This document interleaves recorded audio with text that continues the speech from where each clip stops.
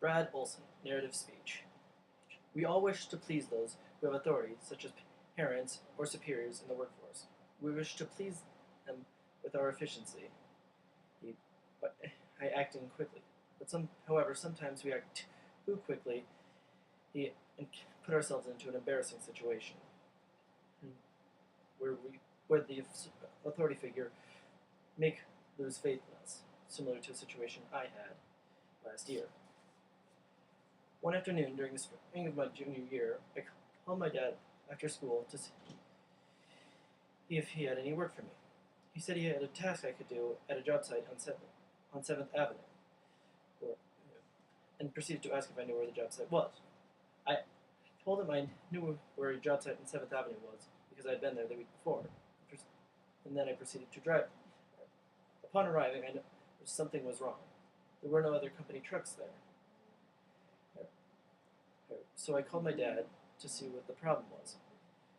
Because I told him that I was at a job site in 7th Avenue in Corville, and then he proceeded to laugh and say we had finished that job and moved on to a job site on 7th Avenue in Iowa City.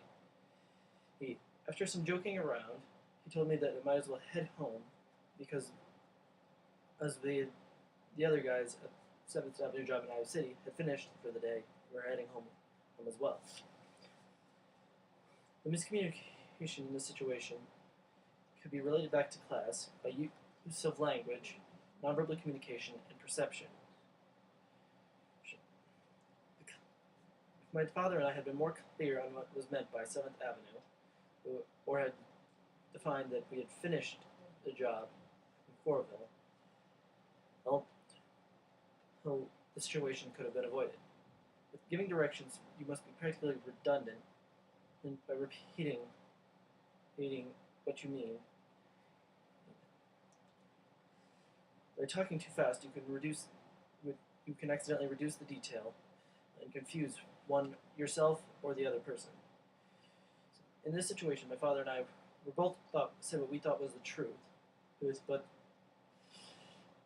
we didn't take into account that I didn't have of all the information pertaining to the fact that we had finished a job in Iowa City. One might argue that half the conversation was missed because half the conversation took place over cell phones, which causes the conversation to lose nonverbal communication.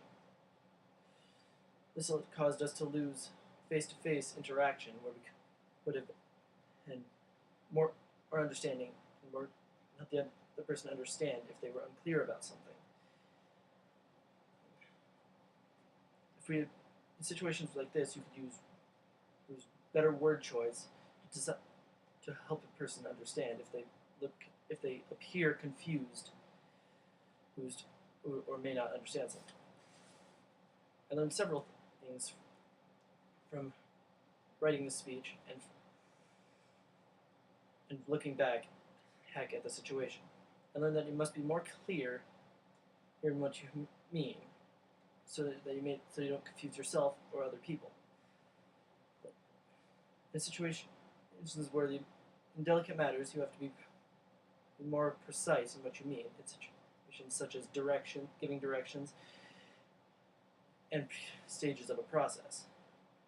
By looking back at the situation, I know there's some matters that would help me be more precise with my word choice, which may help me get a better understanding when I go to the workforce, and be more clear when I want to impress a superior.